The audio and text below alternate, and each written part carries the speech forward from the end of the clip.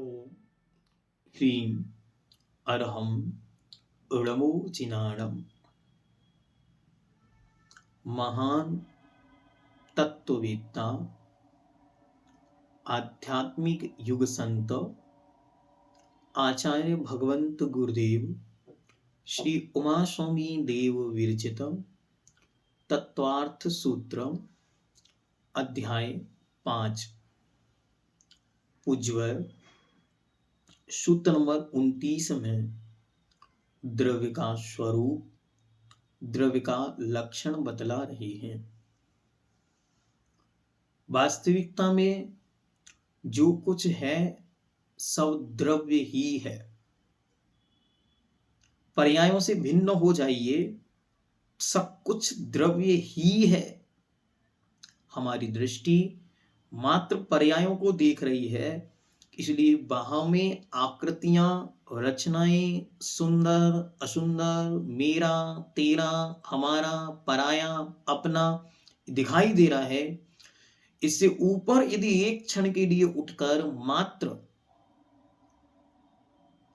पर्याय को गौण कर दे और द्रव्य की वो दृष्टि चली जाए तो सारा संसार मुझसे भिन्न हो जाएगा और तुरंत ही सारा संसार और मैं एक हो जाऊंगा, कोई अंतर ही नहीं बचेगा। कैसे? द्रव्य की दृष्टि से वे सब भी द्रव्य हैं, मैं भी द्रव्य हूं। वे भी द्रव्य हैं और मैं भी द्रव्य हूं। इस दृष्टि से मुझ में और उनमें कोई अंतर नहीं है। पुद्गल और मैं बराबर हैं, हाँ एकदम बराबर हैं, कोई अंतर नहीं। इसी का नाम द्रव्य दृष्टि है। पुद्गल, चेतन की बात नहीं कर रहा हूं, जीव की बात नहीं। पुद्गल और मुझ में कोई अंतर नहीं। क्यों? उत्पाद व्यय धोभ युक्तम सत सद्रव्य लक्षणम। यही लक्षण उन पुद्गल का है और यही लक्षण मेरा है, क्योंकि हम दोनों द्रव्य हैं। लेकिन फिर तुरंत याद आ गया। क्या याद आ गया? हम जीव द्रव्य हैं, वो अजीव द्रव्य है। अब दोनों में अंतर होगा। हम चेतन द्रव्य हैं, वो अचेतन द्रव्य है। हम अमूर्त द्रव्य हैं, वो मूर्त द्रव्य है।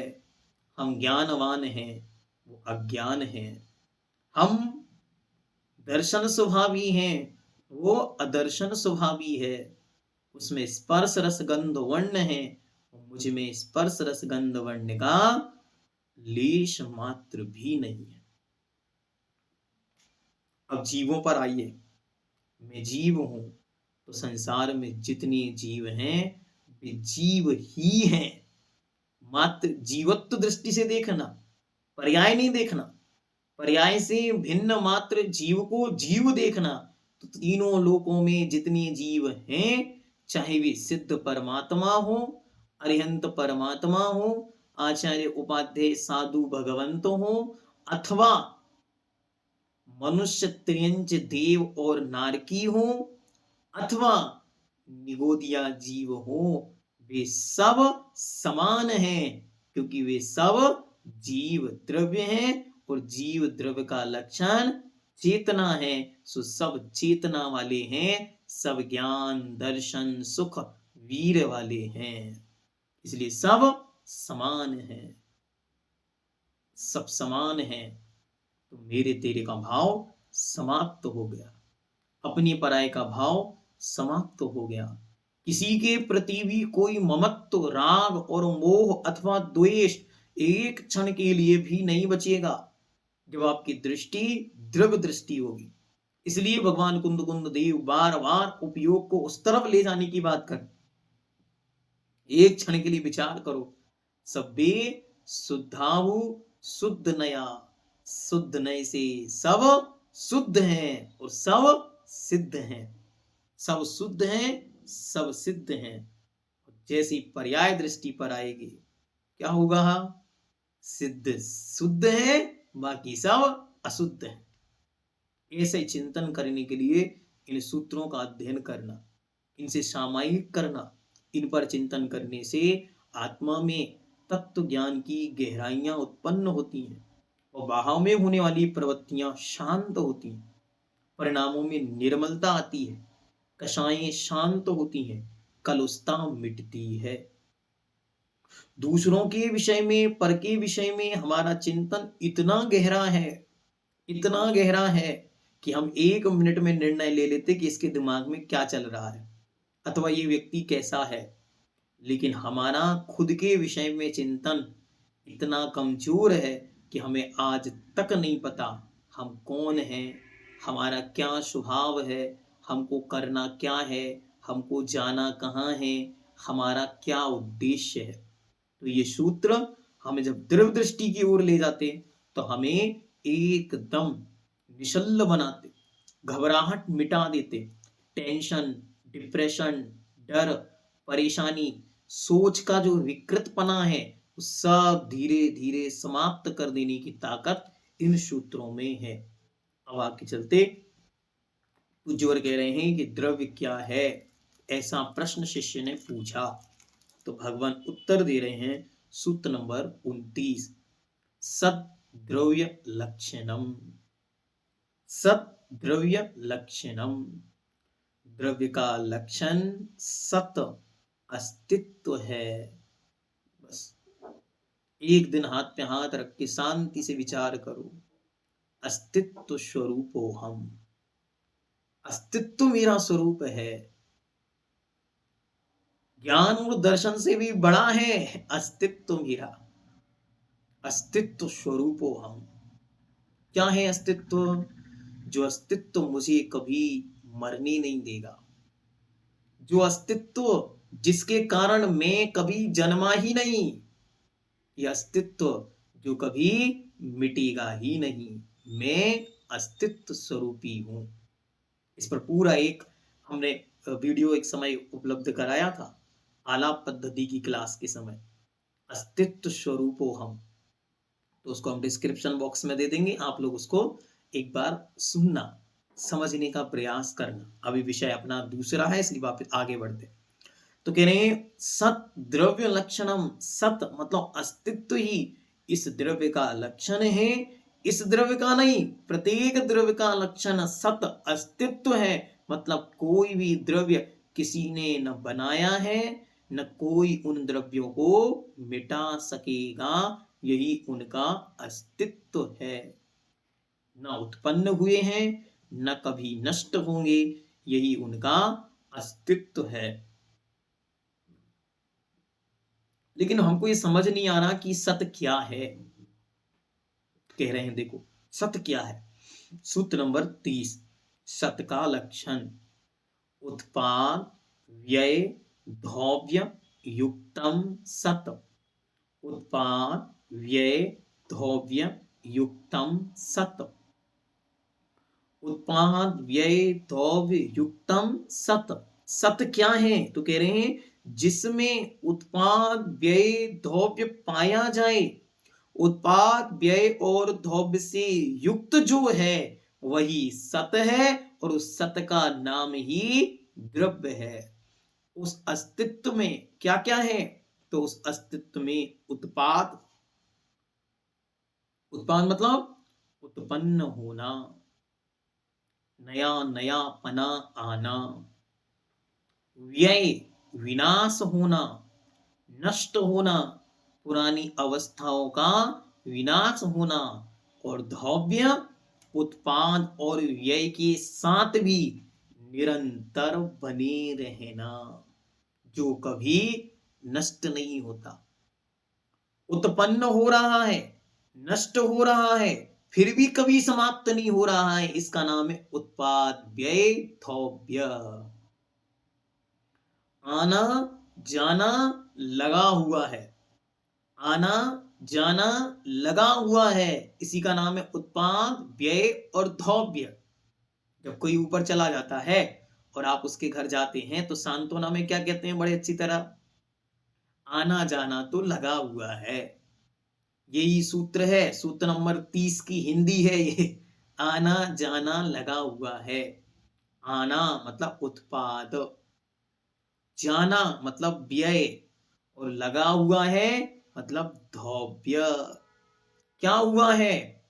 इस पर्याय से वह चेतना जिस पर्याय में थी, तो उस पर्याय से वो चेतना गई है।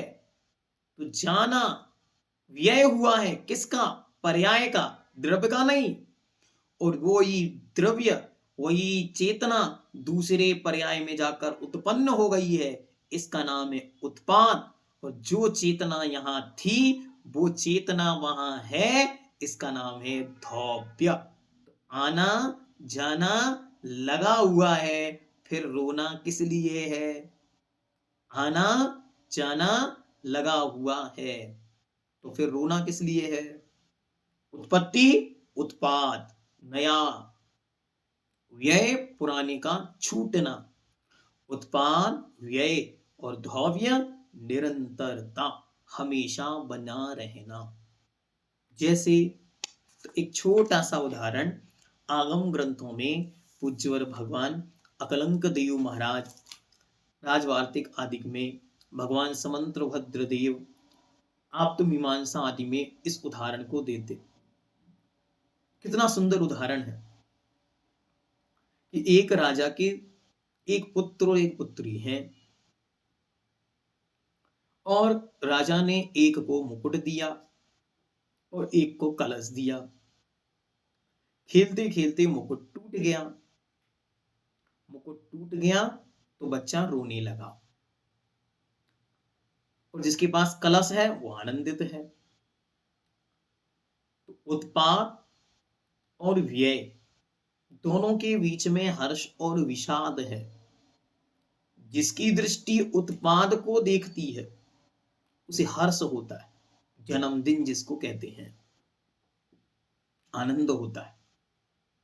और जिसकी दृष्टि व्यय को देखती है, नाश को देखती है, मरण को देखती है, उसको दुख होता है।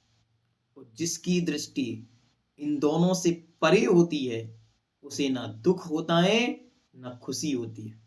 क्या कह रहा उदाहरण कि राजन ने एक को मुकुट दिया और एक को कलश दिया। जिसका मुकुट टूटा वो दुखी है, जिसके पास कलश है वो हर्षित है। लेकिन राजा दोनों में मध्यस्थ है, क्योंकि उसकी दृष्टि सोने पर है। तो सोने में कोई कमी नहीं हुई, बल्कि सोने का दाम तो बढ़ ही रहा है, चाहे मुकुट में हो और चाहे कलसी में हो। सोना तो सोना है। तो जिसकी दृष्टि सोने पर है, उसको ना हर्ष है ना विषाद है। और जिसकी दृष्टि द्रव्य पर है, उसे ना हर्ष है ना विषाद है। और जिसकी दृष्टि पर्याय पर है, पर्याय उत्पन्न हो रही है, आनंद हो रहा है, पर्याय नष्ट हो रही है, आंसू बह रहा है। दोनों जगह विचित्रता देखो, कितना सुंदर उदाहरण। बस इसी उदाहरण को आप पूरे जीवन की हर एक गतिविधि में लगाओ। इस सूत्र को सब जगह, पूरी क्रिया में जो कुछ भी हो रहा है, उत्पाद, व्यय, थोप, युक्तम, सत। क्या बन रहा है? मकान नहीं बन रहा है। उत्पाद, व्यय, थोप, युक्तम, सत। क्या हो रहा है? किसी ईंट का, मिट्टी का व्यय हो रहा है। ईंट अपना व्यय कर रही है, दीवार अपना उत्पाद कर रही है। दीवालों का व्यय हो रहा है, मकान का उत्पाद हो रहा है। पुद्गल अपने में स्थिर है। उत्पाद, व्यय, धौग, युक्तम, सत। गेहूं अपना व्यय कर रहा है, गेहूं व्यय हो रहा है, नष्ट हो रही है गेहूं की पर्याय, और आटे की पर्याय का उत्पाद हो रहा है। आटे की पर्याय का व्यय हो रहा है और रोटी की पर्याय का उत्पाद हो रहा है। उत्पाद, व्यय, धौब, युक्तम, सत। कोई क्रिया करो, तुरंत विचार करो। कपास की पर्याय का व्यय हो रहा है, सूत्र धागे की पर्याय का उत्पाद हो रहा है। और धागे से जब वस्त्र बन रहा है, धागे की पर्याय का व्यय हो रहा है, कपड़े की पर्याय का उत्पाद हो रहा है। उत्पाद, व्यय, धौब, युक्तम, सत। ऐसे ही अपने पर लगाओ तुरंत। क्या? मैं यहां हूं कब तक? जब तक पर्याय है। क्या होगा? ये पर्याय उत्पन्न हुई है, नियम से विनष्ट होगी। उत्पाद उत्पन्न होना, व्यय नष्ट होना, और मेरी चेतना, जीवत्व शक्ति, ज्ञान शक्ति, दर्शन शक्ति का निरंतर बना रहना, ये मेरा धौव्य है। ये कभी न उत्पन्न हुआ, ये ना कभी नष्ट होगा। इसी का नाम उत्पाद व्यय धौव्य युक्तम सत सद्द्रव्य लक्षणम। करो चिंतन बैठ के शांति से। कोई विकल्प नहीं संसार का, सब में एक समान हो जाता। कोई घबराहट नहीं, कोई भी डर नहीं। क्यों डर नहीं? क्यों विकल्प नहीं? क्यों समस्या नहीं? क्योंकि हमारी दृष्टि मात्र पर्याय को देख रही है, तो उत्पाद और व्यय दिख रहे हैं। जैसे ही हम द्रव्य की ओर देखेंगे, तुरंत हमें दिखेगा उत्पाद व्यय के साथ भव्य भी है, चेतना भी है। जो मरण को प्राप्त हुई है वो पर्याय थी, वो द्रव्य नहीं था। द्रव्य नहीं मरा है, वो तो शाश्वत था। जो शाश्वत है वो कभी नहीं मरेगा। इसलिए मैं चेतन आत्मा कभी मरूंगी नहीं। मरेगा कौन? जिस शरीर में मैं हूं, ये पर्याय नष्ट होगी बस। तो उत्पाद नई पर्याय का उत्पन्न होगा, पुरानी पर्याय का व्यय होगा, और दोनों पर्यायों में जो बनी रहेगी वो मुझ चेतन शक्ति रूप आत्म तत्व, वो था, है और सदा बना रहेगा। उत्पाद व्यय धौव्य युक्ताम सत। बार बार चिंतन करो। इसके चिंतन से आत्मा में अनंतता की अनुभूति होती, आनंद की अनुभूति होती। हम बार बार पुद्गल की ओर दृष्टि लेकर जाते हैं तो संकलेश उत्पन्न होता है। पर्याय पर्याय के विषय में चिंतन करते हैं तो घबराहट होती है। देखो, कभी अगर आपको घबराहट होती है बुढ़ापे से, ठीक है, तो क्या करो? अपने बचपन का एक फोटो सामने लगाओ। एक बचपन का फोटो, एक 20 साल का फोटो, एक 40 साल का फोटो, और एक 60 साल का फोटो। ये क्या कह रहे हैं? उत्पाद व्यय धौव्य युक्तम सत। क्या हुआ?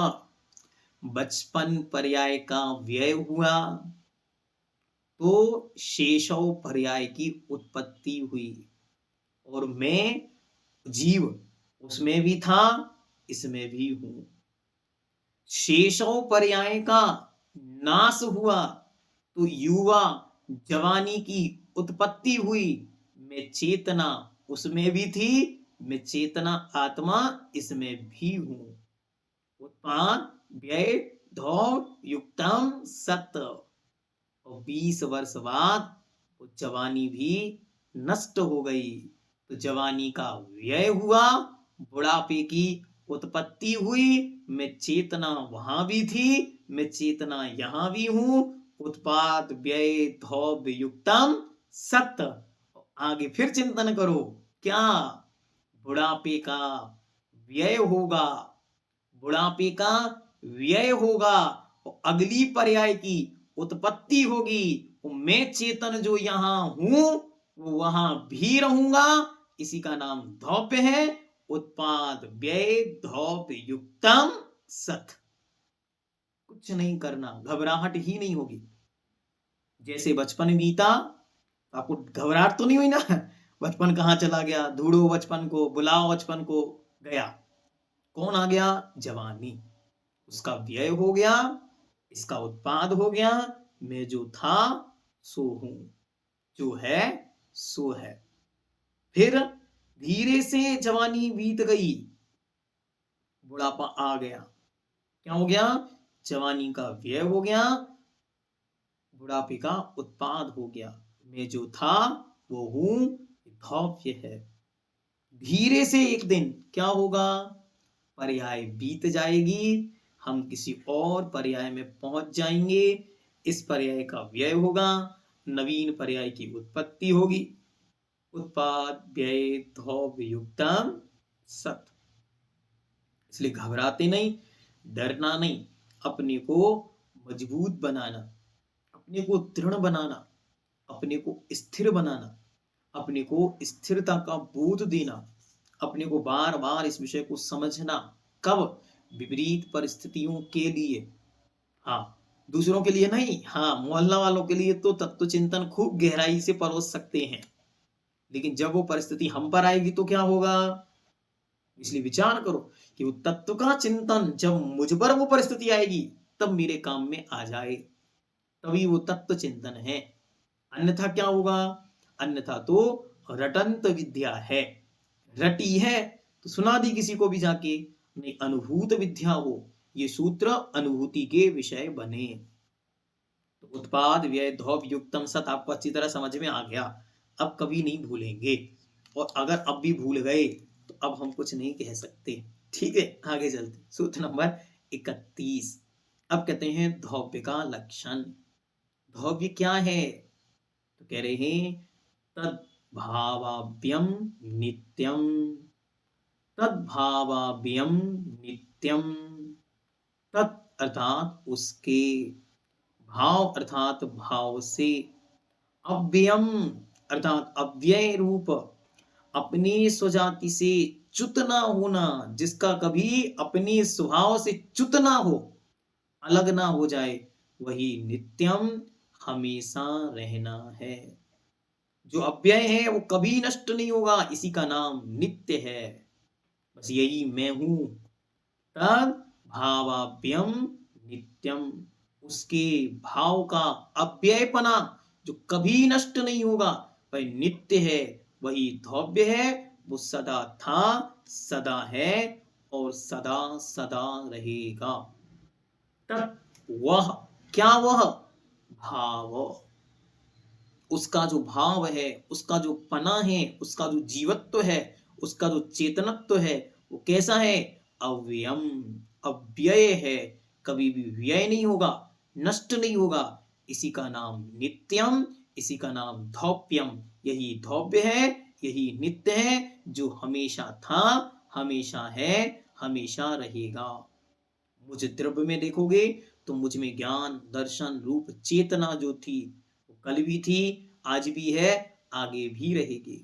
उद्गल में स्पर्शत्वपना कल भी था, आज भी है, कल भी रहेगा। स्वर्ण में स्वर्णत्वपना, जो स्वर्ण में स्वर्ण का भाव है, वो कल भी था, आज भी है और कल भी रहेगा, बढ़ता रहेगा। इसी प्रकार उसको जानना। ये क्या है? ये उसका अपना परिणाम है। इसका अपना जो निजी भाव है वो कभी नष्ट नहीं होगा, और जो नष्ट होगा वो कभी अपना नहीं होगा। तो कितना सुंदर सूत्र है। सूत्र क्या कह रहे हैं? जो अपना है तद भावम, जो अपना भाव है वो अव्ययम, अव्यय है, नित्यम हमेशा रहेगा। जो अपना नहीं, वो हमेशा नहीं रहेगा। तो जो लोग आपके घर में हैं उनसे पूछ लो, भैया सब लोग साथ में हमेशा रहोगे तो हमारे अपने हो, अन्यथा आज से सब पराए। और क्या? तद्भावाभ्यम नित्यम अव्ययम धौव्यम, जो हमेशा से था, हमेशा है और हमेशा रहेगा, बस वही मेरा है, उसके अलावा कोई मेरा नहीं। ये सूत्र का भाव। इसके अलावा जो है सब संयोगी हैं, वे उत्पाद और व्यय रूप हैं, धौव्य नहीं है। मिले हैं, संयोगज हैं, इनको बोलते हैं कर्म संयोगज। कर्म के निमित्त से उत्पन्न हुई दशाएं हैं, वे मेरे नहीं है, क्योंकि वे मुझसे भिन्न अन्य कुछ और हैं। इसे जब किसी की विदाई हो तो गया, बस गया, अब याद नहीं करना। क्यों? अपना होता तो जाता क्यों? वो चला गया तो अपना कैसे? अपना होता तो पूछ के जाता, भाई हमारी आयु पूरी हो रही, हम अगली गति में जा रहे हैं, आप अच्छे से रहना, बुढ़ापा बढ़िया से काटना, हमने बैंक में इतना सब जोड़ के रख दिया है, आपके काम में आएगा। इतना भी कहने की जिसको फुर्सत नहीं, वो गया तो जाओ, जब तुम्हें फुर्सत नहीं तो हमें क्या फुर्सत।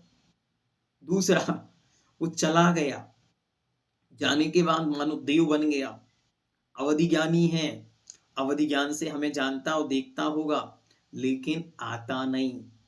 ऐसे व्यक्ति से हमको क्या मतलब रखना? कोई मतलब नहीं। जब तुम्हें हमसे मतलब नहीं तो हमें तुमसे क्यों मतलब? कोई मतलब नहीं। गया जहां जाना था। जब वो लौट कर नहीं आए, देखो मैं बार बार पूछता हूँ, आप लोगों से पूछ रहा हूं, आप लोगों के घर में कभी ना कभी कोई ना कोई तो ऊपर गया होगा, अथवा कहीं भी गया होगा, आपने तो लिखा तो स्वर्गवासी होगा ना। तो ऐसी भी स्वर्गवासी आत्माओं में से कोई एक आध कभी लौट कर आया, कोई एक आध आया, आके उसने कहा, पूछा, क्यों भाई, कैसे हो, कैसा चल रहा है, बुढ़ापा आराम से कटेगा कि नहीं कटेगा, कोई समस्या हो तो समाधान दे दें, हमारे पास सब समाधान है, हम साफ अनुग्रह शक्तियों से युक्त हैं, महाप्रभावी हैं, तुम्हारा कोई कल्याण का काम हो तो बता दो। एक नहीं आता, एक नहीं आया और ना आएगा। ये क्या बता रहा है? ये बता रहा है जो अपना है वो कभी जाता नहीं, और जो चला गया वो लौट कर कभी आता नहीं, इसलिए वो अपना नहीं है। और जो अपना नहीं वो सपना है, तो सपने के लिए रोना क्या, सपने के लिए रोना क्या, तो आज से रोने का त्याग।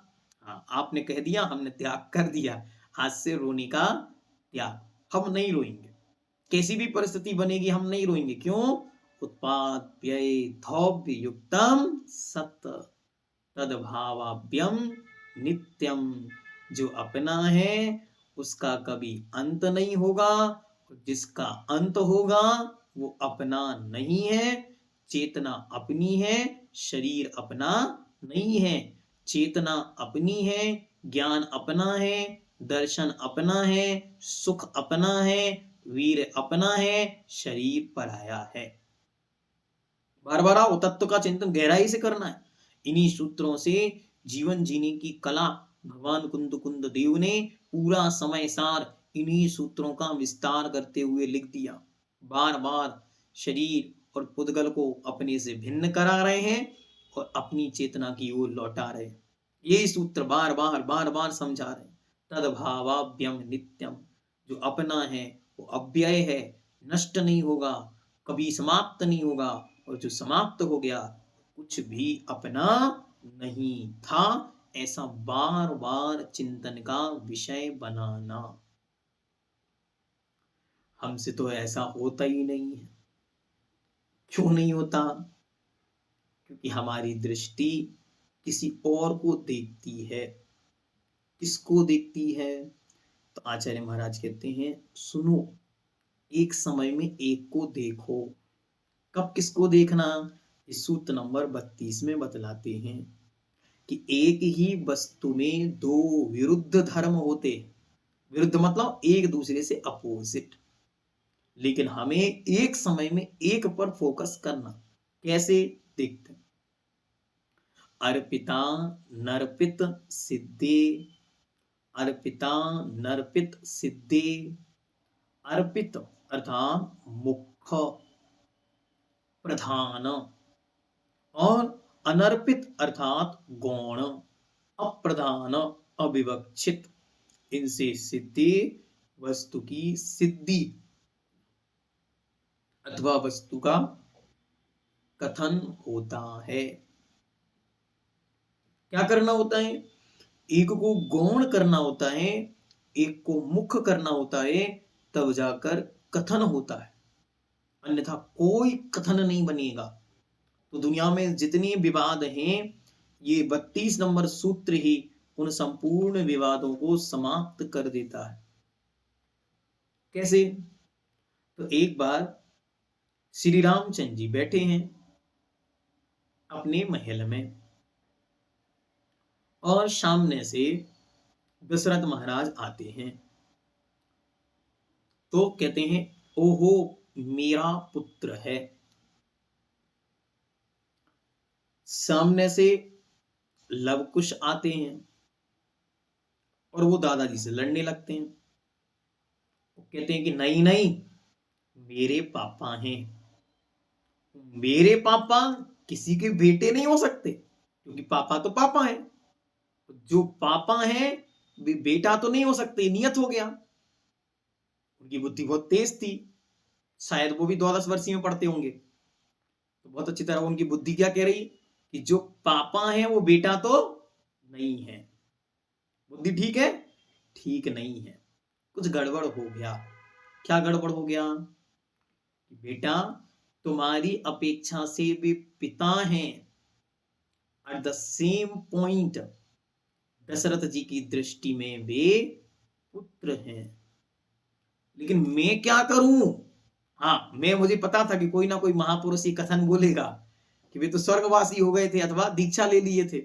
अभी वो प्रसंग नहीं चल रहा, अभी प्रसंग जो चल रहा वो देखो। अभी दशरथ जी थे कि नहीं थे ये नहीं देखना, बस ये सोचो कि मानो कौशल्या जी थी, ठीक है, उनको छोड़ दो। ठीक है, तो कौशल्या जी कह रही हैं, मुझे याद था कि कोई ना कोई प्रसंग बोलेगा कि दशरथ जी तो पहले ही चले गए थे, लेकिन अभी वस्तु कुछ और है। पकड़ो वस्तु को, पकड़ो जो समझाया जा रहा उसको समझो। फिर से, तो कौशल्या जी थी, वो भी कौशल्या जी उनको कह रही बेटा, वो कह रहे नहीं पापा। जो पापा है, जो पिता है, वो पुत्र नहीं होता। बहुत सही, बहुत सही, एकदम सही। वो जो बेटा होता है वो पिता नहीं होता। सही, एकदम सही। किस अपेक्षा से सही है और किस अपेक्षा से गलत है, बस इसी को समझाने का काम सूत्र नंबर 32 कर रहा है। अर्पिता नर्पित सिद्धि कि हे लवकुश, तुम्हारी अपेक्षा जब वे पिता हैं तो उस समय अर्पित हैं। पुत्र की पर्याय गौण हो गई, पुत्र की पर्याय समाप्त नहीं हो गई। ध्यान से समझो, पुत्र की पर्याय गौण हुई है, समाप्त नहीं हुई है। अगर आप समाप्त कर दोगे तो फिर गड़बड़ हो जाएगा, तुरंत कौशल्या जी डंडा उठा के मारेंगी तुमको। क्यों? कहोगे नहीं नहीं पापा तो पापा हैं, बेटा नहीं है। तो कौशल्या जी कहेंगे तुम बाद में आए हो, पहले तो हम आए थे, हम ही तो इनको लाए हैं। ये विवाद की स्थिति बन जाएगी। करना क्या? जिस समय जिस वस्तु की मुख्यता से कथन हो, दूसरी वस्तु को गौण कर दो। इस वस्तु का कथन होगा, दूसरी वस्तु का गौण होने से सिद्धि, इसी से वस्तु की सिद्धि हो जाएगी। ये आपके जीवन के लिए शांति का महामंत्र है। किसका मंत्र है? शांति का महामंत्र है। इससे क्या होगा भैया जी? इस मंत्र की माला फेरा करो, अर्पिता नर्पित सिद्धि, तो शांति मिलेगी। कैसे मिलेगी? देखो, जिस दिन आप बहू घर में लेके आओ, ध्यान से सुनना, जिस दिन आप बहू घर में लेके आओ उसी दिन अर्पिता नर्पित सिद्धि, मतलब अब हमारा बेटा मात्र बेटा नहीं रहा, वो किसी का पति हो गया है। तो क्या होगा? पुत्र की पर्याय जो कल तक मुख्य थी, जिस पर हमारा आदेश चलता था, जिस पर हमारा अधिकार था, अब वो अधिकार अर्पिता नर्पित सिद्धि एक समय में गौण करके, एक समय में मुख्य करके देखना हमारा शुरू कर देंगे। घर के सब विवाद समाप्त हो जाएंगे। अर्पिता नर्पित सिद्धि, दुनिया में जितनी विवाद हैं, बस उन विवादों में आपको क्या करना है? सामने वाले की तरफ अपने को खड़ा कर दो और फिर जाके निर्णय करो। सब निर्णय अच्छे अच्छे ही होंगे। और हम लोग क्या करते हैं कि जब कोई गलती होती है किससे? सामने वालों से, तो हम कौन बन जाते हैं? हम वकील बन जाते हैं। और जब गलती हमसे होती है तो हम जज बन जाते हैं, सीधा फैसला होता है। जब हमारी तरफ से गलती होगी तो हम कौन बनेंगे? जज, सीधा फैसला, तुम यहां गलत थे। और जब गलती किसकी है? गलती जब अपनी है तो क्या करते? हम वकील बन जाते हैं, दलीलें देते हैं, सबूत दिखाते हैं, अपने को एक्सप्लेन करते हैं। बस अब इसका उल्टा करना चालू करो कि जब गलती दूसरे से हो, शांति से बैठ के सुनो, कुछ मत बोलो, बस सुनो। अर्पिता नर्पित सिद्धि, अपने को गौण करो, उसकी मुख्यता से बात को समझो, तो निर्णय बहुत अच्छा होगा। इसलिए जगत के प्रपंचों से बचाने के लिए पूज्यवर ने ये सूत्र आपको दिया। किसी भी वस्तु की सिद्धि करनी है, पर्याय गौण कर दो, द्रव्य मुख्य कर दो, आनंद आनंद वर्षेगा। रोटी खाने बैठोगे, द्रव्य की वो दृष्टि रहेगी तो रोटी नहीं खा सकते, तो द्रव्य को गौण कर दो, पर्याय को मुख्य कर दो, तो भोजन करो, और जब सामायिक करो तब पर्याय को गौण कर दो, द्रव्य को मुख्य कर दो, आनंद से सामायिक करो। ये नहीं समझने के कारण लोग सामायिक में पूजन को प्रवेश कराते हैं और पूजन में सामायिक को प्रवेश करा देते हैं। सब कंफ्यूज हो जाते। कंफ्यूज नहीं करो, बहुत अच्छी तरह समझो तत्व की दृष्टि क्या है और तत्व कहां लेकर जा रहा है। भक्ति में दो लोग होते हैं, सामायिक में एक होता है। भक्ति में पूजन में दो होते हैं, एक भक्त और एक भगवान, और सामायिक में होते हैं निज आत्म राम। बस ऐसे ही विधि की व्यवस्था को समझने का नाम अर्पिता नर्पित सिद्धे है।